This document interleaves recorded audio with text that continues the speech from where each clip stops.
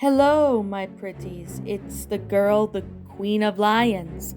And today I am going to be telling you about a story of Bambi.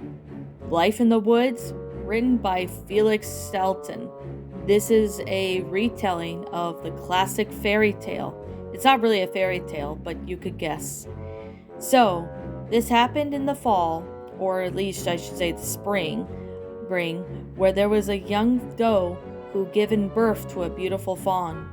All the animals were excited, and they gathered around quickly in the thicket of the forest. Since it was springtime, most of the animals began to have babies of their own, and the doe actually had a fawn named Bambi. "I'll call you Bambi," said his mother. And throughout the months, Bambi had been sticking by his mother. He had been learning from his mother about the dangers of nature and even the good quality that Mother Nature brings. However, though, something really happened one day, so Bambi's mother took Bambi out in the summer to play along with the other fawns. There was another doe that had her fawn, and her name was Faline. Faline and Bambi began playing together, and they've been doing that every day since they met. Rono, on the other hand, was another fawn, but he was jealous too. He liked Faline, and so did Bambi. But he didn't know what could come up later in the years when Rono and Bambi are older. So one day in the fall, Bambi and his mother were stick close by in the thicket one day as they heard gunshots. "It's hunting season, my dear," said his mother. "It is very dangerous." So Bambi knew that the hunters are dangerous, so he decided just to keep his guard up and even stick by to his mother. In the winter, though, food was scarce, as there was a lot of ice and snow covering everywhere. When it came to finding food, however, Bambi and his mother had to dig through snow to get some grass. Some days they even had to eat the bark off trees just to survive. Even though the lake was frozen, they had to break through the ice just to get some water. Sometimes, if that didn't work and the ice was too strong enough, they would have to eat the snow. But of course, Bambi still had friends, such as Thumper the rabbit, and he was also friends with the skunk, the raccoons, the squirrels, and many other animals. Some of the animals had hibernated for the winter, but Bambi didn't mind that as he had his mother and he had a lot of other friends to play with.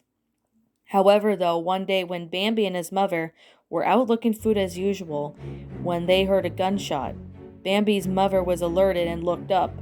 To her shock and horror, she heard that the hunters were there, and she told Bambi to run. Bambi didn't hesitate and ran ahead towards the thicket, and the way they came, same thing with his mother. As they were running, though, Bambi heard a gunshot, and he began to run faster, just to get away from the gunshots. But as Bambi arrived at the thicket and he waited for his mother to show up and hoped his mother was okay. But after for some time, his mother never came, and he was getting worried. When the coast was clear, Bambi headed out and looked around and called his mother, but there was no answer. And then there was this beautiful buck. He was a big one, but of course, he was the prince of the forest since he had antlers. "Your mother can't be with you anymore," he said sadly. And Bambi had learned the very tragic news. His mother was unfortunately killed by the hunters. That was why she never returned. But as months went on in the winter and even in the springtime, shortly when spring started, Bambi was older and he became a handsome buck with antlers. Now at the time, though, surprisingly, Bambi was very curious as to everything. He had survived the winter with the help of his father, the prince of the forest. However, though, it wasn't long until he went to a pond to drink. When he went to the pond to drink some water, a doe showed up, and Bambi was getting curious as to who the doe was. The doe seemed to be pretty friendly. "Don't you remember me?" she asked. "I'm Faline." Of course, that's when Bambi remembered his childhood friend. Of course, Rono showed up that day and said, Feline is coming with me, he said. Bambi and Rono began to fight and challenge each other. It wasn't long, but Bambi finally won, and he went and left with Feline in the path. Of course, Rono was left heartbroken. But one day, though, it was during hunting season in the fall yet again, and there was a huge forest fire. Bambi, along with Feline and the prince of the forest, had to gather the animals to the river and to get to the other island or land across from them safely from the hunters. The prince ended up escorting everyone out, and Bambi too. And of course, as soon as everyone was across the lake, they were safe finally. Next spring I will be very old, said the prince. Bambi, you must take my place then, he said. When spring showed up, Feline had two beautiful fawns, a boy and a girl, and Bambi, he became a prince of the forest.